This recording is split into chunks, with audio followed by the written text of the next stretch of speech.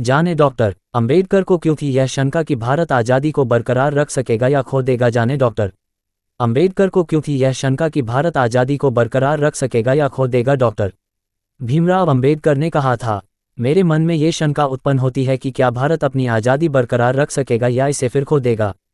जाने उन्होंने ऐसा क्यों कहा था।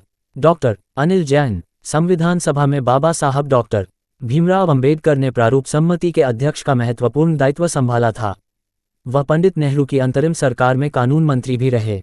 संविधान 26 नवंबर 1949 को बनकर तैयार हुआ लेकिन 26 जनवरी 1950 को लागू हुआ। इसके बाद संविधान सभा अस्थायी लोकसभा के रूप में काम करने लगी। संविधान को अंतिम रूप देने के पहले दिन डॉक्टर अंबेडकर समेत कई नेताओं ने संविधान सभा में वक्तव्य दिया। डॉक्टर अंबेडकर ने संविधान सभा में जो वक्तव्य दिया उससे वह एक समाज सुधारक, विधिवेत्ता, दार्शनिक, चिंतक, विचारक, समाजशास्त्री, अर्थशास्त्री और दृष्टा के रूप में एक साथ हमारे सामने आते हैं। तो बुरा साबित हो सकता है संविधान। ये वक्तव्य आज भी काफ़ी प्रासंगिक है और जब तक सामाजिक आर्थिक स्वतंत्रता, समानता हर स्तर पर स्थापित नहीं हो जाती तब तक प्रासंगिक रहेगा। डॉक्टर अंबेडकर ने अपने वक्तव्य में कहा था कि मैं समझता हूं कि संविधान चाहे जितना भी अच्छा हो वह बुरा साबित हो सकता है यदि उसका अनुसरण करने वाले लोग बुरे हों। यही नहीं, एक संविधान चाहे जितना भी बुरा हो वह अच्छा साबित हो सकता है यदि उसका पालन करने वाले लोग अच्छे हों। इन पंक्तियों में वह कहना चाहते थे कि संविधान का प्रयोग जनहित में विवेकपूर्ण तरीके से होना चाहिए। राजनीतिक सत्ता द्वारा संविधान की अवहेलना का भय डॉक्टर अंबेडकर को था, जिसका जिक्र उन्होंने अपने भाषण में किया था।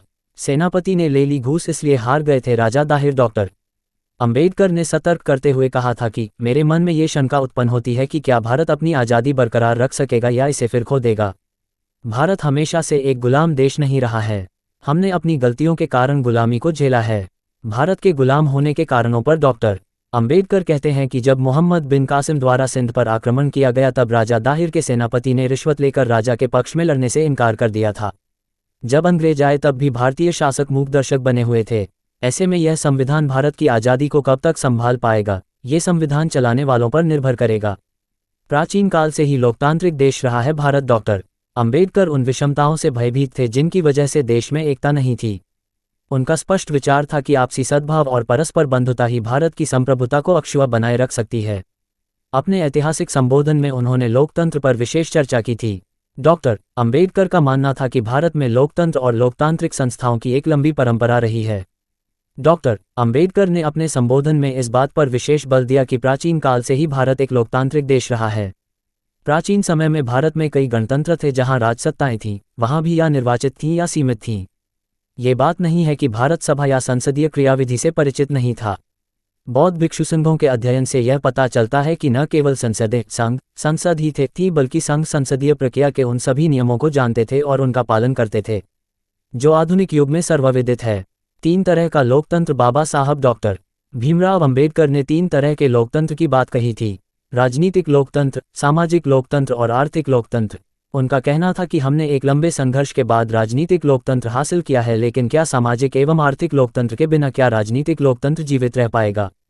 उन्होंने कहा था कि हमको केवल राजनीतिक लोकतंत्र पर ही संतोष नहीं करना है, हमें राजनीतिक लोकतंत्र को सामाजिक लोकतंत्र में बदलना है।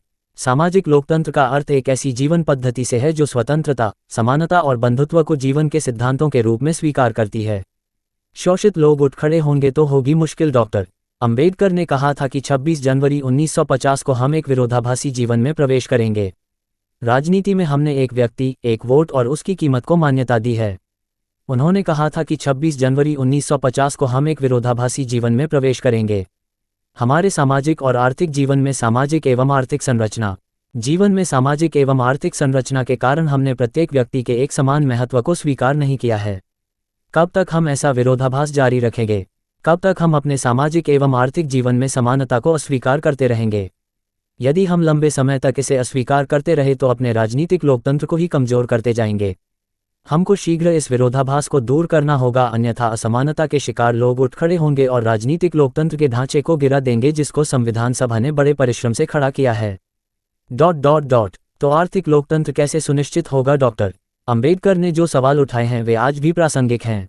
हमने राजनीतिक लोकतंत्र को सुनिश्चित करने में सफलता पाई है। आज हर व्यक्ति अपने मताधिकार का इस्तेमाल कर रहा है।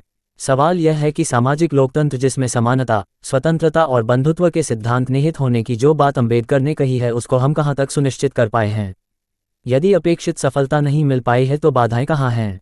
बाधाओं को आपसी सहमति और दलगत राजनीति से ऊपर उठकर कैसे दूर किया जा सकता है? साथ ही हमें यह भी विचार करना चाहिए कि 21वीं सदी में जब उत्पादन के साधन बदलते जा रहे हैं और पूंजीवाद को अंतिम सच्चाई मान लिया गया है तो आर्थिक लोकतंत्र कैसे सुनिश्चित होगा? कैसे हो समावेशी विकास? पूंजीवाद का मानवीय स्वरूप कैसे बने और समावेशी विकास कैसे हो जिससे आर्थिक लोकतंत्र की स्थापना हो सके? राजनीतिक लोकतंत्र के साथ साथ आर्थिक और सामाजिक लोकतंत्र को स्थापित करने में यदि हम सफल होते हैं तो भारत को सिरमौर बनने से कोई भी नहीं रोक सकता है। डॉक्टर अंबेडकर भी इसी ओर इशारा करते नजर आ रहे हैं। साल 2014 में जब नरेंद्र मोदी के नेतृत्व में भाजपा की सरकार बनी तो इसने भी डॉक्टर अंबेडकर के उक्त वक्तव्यों के उद्देश्यों को पूरा करने को अपनी जिम्मेदारी माना। प्रधानमंत्री मोदी ने न केवल राजनीतिक लोकतंत्र बल्कि सामाजिक और आर्थिक लोकतंत्र को मजबूत करने की दिशा में कई कार्य किए। सरकार ने पिछड़ा आयोग को संवैधानिक दर्जा दिया और दलित समुदाय पर अत्याचार के खिलाफ कानून को मजबूत बनाने का कार्य किया। सामाजिक लोकतंत्र को मिला बल। इन दोनों कार्यों से सामाजिक लोकतंत्र को बल मिला है। मोदी सरकार द्वारा शुरू की गई आयुष्मान भारत, उज्ज्वला, जनधन, मुद्रा, स्टार्टअप, प्रधानमंत्री आवास आदि योजनाएं डॉक्टर अंबेडकर और संविधान के सामाजिक आर्थिक उद्देश्यों को ही पूरा करती हैं। मुद्रा और स्टैंडअप योजना के माध्यम से बड़ी संख्या में अनुसूचित जाति जनजाति के लोगों ने व्यापार करने के लिए आर्थिक सहयोग प्राप्त किया है। उज्ज्वला योजना का बड़ा लाभ गरीबी रेखा से नीचे रह रही महिलाओं को मिला है। इसी तरह आयुष्मान भारत योजना का लाभ भारत के लगभग 50 करोड़ लोगों तक पहुंचा है। इसमें बड़ी संख्या अनुसूचित और पिछली जाति के लोगों की है।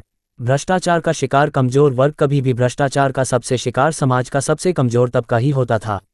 मौजूदा सरकार ने जन धन खाते खोलकर और सरकारी योजनाओं का लाभ सीधे लाभार्थी के खाते में भेजकर सामाजिक और आर्थिक न्याय की दिशा में बड़ा काम किया है। भीम ऐप के जरिए डिजिटल लेन देन को बढ़ावा देने का फैसला डॉक्टर अंबेडकर को सच्ची श्रद्धांजलि है। सबका साथ सबका विकास के नारे के साथ बनी मोदी सरकार डॉक्टर अंबेडकर के सामाजिक आर्थिक लोकतंत्र के लक्ष्य को पूरा करने के लिए हर संभव प्रयास कर रही है। सूचना सिर्फ मान्यताओं और जानकारियों पर आधारित है। यहाँ ये बताना जरूरी है कि यह मेरा वीडियो किसी भी तरह की मान्यता जानकारी की पुष्टि नहीं करता है। किसी भी जानकारी या मान्यता को अमल में लाने से पहले संबंधित विशेषज्ञ से सलाह लें। धन्यवाद।